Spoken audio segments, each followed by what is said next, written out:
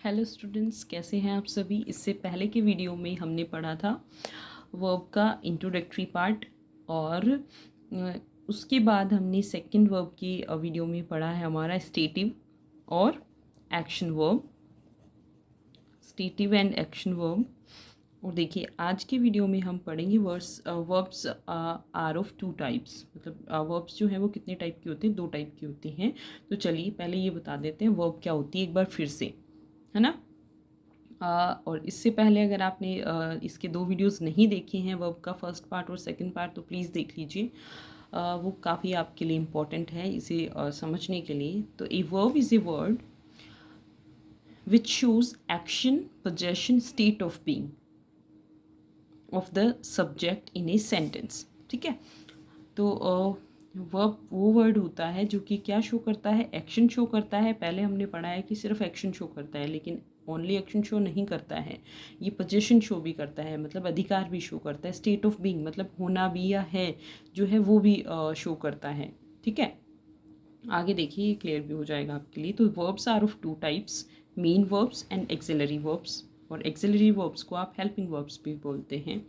तो देखिए main verbs express the main action, the state of being of the subject. Main verb जो होती है वो क्या एक्सप्रेस करती है, मेन एक्शन जो है वो एक्सप्रेस करती है the state of being of the subject. And किस और स्टेट ऑफ बीइंग मतलब क्या है, क्या स्टेट है, क्या सिचुएशन है सब्जेक्ट की, वो भी ये बताती है। तो देखिए आई एम टीचिंग इंग्लिश, तो यहाँ पे तो देखिए एक्शन शो हो रहा है कि मैं पढ़ा रही हूँ, क्या पढ़ा रही हूँ, इंग्लिश पढ़ा रही हूँ। तो ये तो आपकी हो गई है यहाँ पे एक्शन शो करने के लिए मेन वर्ब का यूज़ हो गया है। नेक्स्ट देखिए ही इज़ एन एक्टर, वो है क्या है, यहाँ पे मेन वर्ब आपकी इज़ है, यहाँ पे आपकी मेन वर्ब टीचिंग है। तो यहाँ पे टीचिंग से पता लग रहा है आपका एक्शन, जो आप एक्शन कर रहे हैं, पढ़ा रहे हैं। और यहाँ पे ही इज़ एन एक्टर, वो है एक क्या एक्टर है। तो यहाँ पे इज से आपका पता लग रहा है कि इज़ क्या है आपकी, आपका स्टेट शो कर रहा है, स्टेटिव वर्ब है ये एक।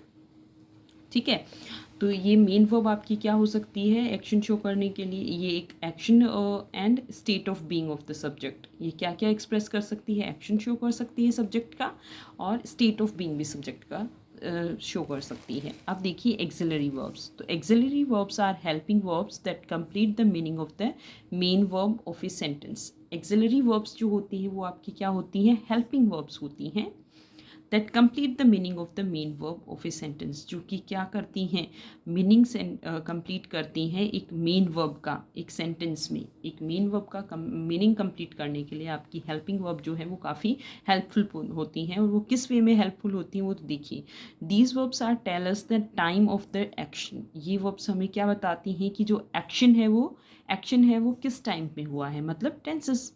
ठीक है, फिर help to form a negative sentence, और यही हेल्पिंग वर्ब होती है जो हमें नेगेटिव फॉर्म में सेंटेंस को फॉर्म करने में हेल्प करती हैं। और help to form a question, और यही हमारा क्वेश्चन भी फॉर्म करवाती हैं। हेल्पिंग वर्ब से ही हम क्वेश्चन फॉर्म कर सकते हैं।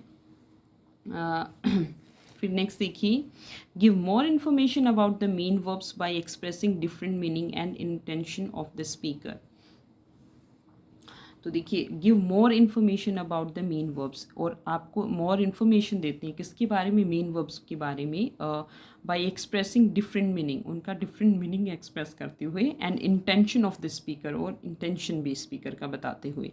तो इस तरीके से आपकी एक्सिलरी वर्ब्स जो हैं, हेल्पिंग वर्ब्स जो हैं, वो काफ़ी हेल्पफुल होती हैं। तो देखिए आपका जैसे कोई भी सेंटेंस है, ही इज़ टीचिंग इंग्लिश, जैसे ही इज़ टीचिंग इंग्लिश, तो ये आपका क्या हो गया है, ये आपकी टीचिंग मेन वर्ब हो गई है, इज़ आपकी यहाँ पे हेल्पिंग वर्ब है। तो ये देखिए, तो नेगेटिव फॉर्म में ये आपको कैसे फॉर्म करने में हेल्प करेंगे, तो यहाँ पे he is not teaching English, he is not teaching English. तो यहाँ पे आपको इसी की वजह से ये नेगेटिव फॉर्म में फिल हो गया है। फिर ये आपके क्वेश्चन कैसे फॉर्म करेगा, तो इज़ ही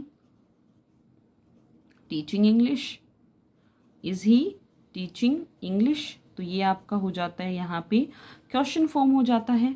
ठीक है, और ऐसे ही ये आपको मोर इन्फॉर्मेशन देती है किसी मेन वर्ब के बारे में, किस टाइम पे हो रहा है। तो यहाँ पे देखिए ये पढ़ा रही है, आपका टाइम बता रहा है, ये कॉन्टिन्यूस फॉर्म में बता रहा है, प्रेजेंट कॉन्टिन्यूस फॉर्म पता चल रही है इससे आपको।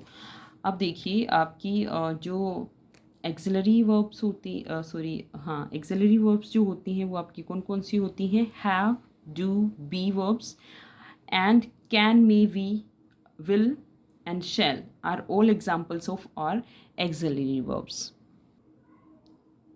तो देखिए एक्सिलरी वर्ब्स आपकी कौन कौन सी हैं? बी, डू और हैव यहाँ पे।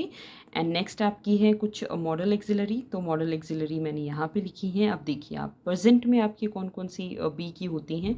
बी की आपकी एक्सिलरी वर्ब होती हैं इज, एम, आर, पास्ट में वॉज, वर, प्रोग्रेसिव में बीइंग और परफेक्ट में बीन। फिर डू में देखिए प्रेजेंट में डू और डज हम यूज़ करते हैं, पास्ट में आप डिड यूज़ करते हैं। इसका प्रोग्रेसिव फॉर्म हम हेल्पिंग वर्ब के तौर पे नहीं करते हैं और ना ही इसका परफेक्ट फॉर्म में हम यूज़ करते हैं, हेल्पिंग वर्ब के तौर पे नहीं यूज़ कर सकते हैं इसको हम। अब देखिए हैव, तो हैव और हैज़ आपकी प्रेजेंट फॉर्म होती हैं, पास्ट फॉर्म आपकी हैड होती है, प्रोग्रेसिव फॉर्म आपकी इसमें हैविंग होती है। तो देखिए अब और मॉडल्स में और मॉडल एक्सिलरीज अगर हम कहें तो इनमें देखिए can, could, may, might, shall, should, will, would, must and some semi modals. तो सम सेमी मॉडल्स में आपकी हैं ought to, use to, need, dare and have to. Okay, तो यहाँ पे आपका ये वाला पार्ट जो है ये फिनिश होता है। उसके बाद देखिए आप ओके फॉर एग्जाम्पल्स, अब एग्जाम्पल से देख लेते हैं हम हमारी मेन वर्ब और हेल्पिंग वर्ब्स को। I have a lot of work, I have a lot of work. यहाँ पे जो आपका हैव है ये किसकी तरीके से यूज़ हुआ है? ये आपका यूज़ हुआ है मेन वर्ब की तरीके से कि मुझे काफ़ी सारे वर्क हैं। ठीक है, नेक्स्ट देखिए I have completed my homework, I have completed, यहाँ पे हैव आपका एक्सिलरी वर्ब है, हेल्पिंग वर्ब है और कंप्लीटेड आपका मेन वर्ब है। ठीक है, फिर नेक्स्ट देखिए I can run very fast, I can run very fast. तो कैन आपका क्या है? यहाँ पे एक्सिलरी वर्ब है और रन आपका क्या है? मेन वर्ब है।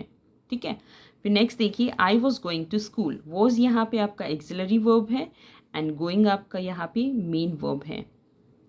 तो देखिए auxiliary verb is placed between the subject and the main verb. Auxiliary verb जो है वो कहाँ प्लेस किया जाता है? आपके सब्जेक्ट और मेन वर्ब के बीच में प्लेस किया जाता है। ठीक है, यहाँ भी देखिए, यहाँ भी देखिए, हर जगह है आपके सब्जेक्ट और मेन वर्ब के बीच में प्लेस किया गया है। Did you eat your salad और did you eat your food. तो यहाँ देखिए auxiliary verb is separated from the main verb by the subject. Auxiliary verb को आप सब्जेक्ट के द्वारा इसको सेपरेट भी कर सकते हैं और यहाँ पे ये क्या करने के काम आएगा? क्वेश्चन पूछने के काम आएगा। That did you eat your salad, और ये क्या हो सकता था? You ate your salad, you ate your salad. और जब आपने इसका क्वेश्चन बनाया तो कैसे? Did you eat your salad. ठीक है, अब नेक्स्ट देखिए I never saw such a beautiful sight. I never saw, यहाँ पे नेवर को एक नेगेटिव वर्ड की तरह यूज़ किया गया है। आई never saw such a beautiful site, तो सा आपका यहाँ पे मेन वर्ब है। A negative word is usually placed before the main verb. एक नेगेटिव जो वर्ड होता है यहाँ पे भले ही आप नोट यूज़ करते या फिर नेवर यूज़ करते, नोट हम नहीं कर सकते क्योंकि उससे पहले आपको हेल्पिंग वर्ब चाहिए थी, यहाँ पे एक्सिलरी वर्ब चाहिए होती। तो यहाँ पे देखिए नेवर आपने यूज़ किया है, तो देखिए उसको आपने कैसे जस्ट बिफोर कहाँ प्लेस करना होगा? आपको मेन वर्ब से पहले प्लेस करना होगा। जैसे ये देखिए यहाँ पे I do not eat fried snacks और फ्राइड फिश। ठीक है, तो ये यहाँ पे देखिए एक्सिलरी वर्ब और मेन वर्ब के बीच में आपने किसको प्लेस किया है? यहाँ पे नॉट को प्लेस किया है। तो so a negative word is usually placed between the auxiliary verb and the main verb. Okay, तो यही हमारा एक छोटा सा पार्ट था आपके एक्सिलरी वर्ब्स और मेन वर्ब्स को लेके। बिल्कुल भी हार्ड नहीं है, बहुत ही ईजी है, आपको अच्छे से समझ में आ गया होगा। एक्सिलरी वर्ब्स आपकी, हेल्पिंग वर्ब्स आपकी 24 फ्रेंड्स ऑफ नोट भी बोलते हैं आप इन्हें, 24 फ्रेंड्स ऑफ नोट, मतलब नोट के साथ यूज़ होने वाली 24 axillary verbs. Okay, I hope आपके लिए काफ़ी इन्फॉर्मिंग होगा, बेसिक आपका इससे बिल्कुल अच्छे से स्ट्रॉन्ग हो जाएगा। Thank you so much, keep watching, thank you.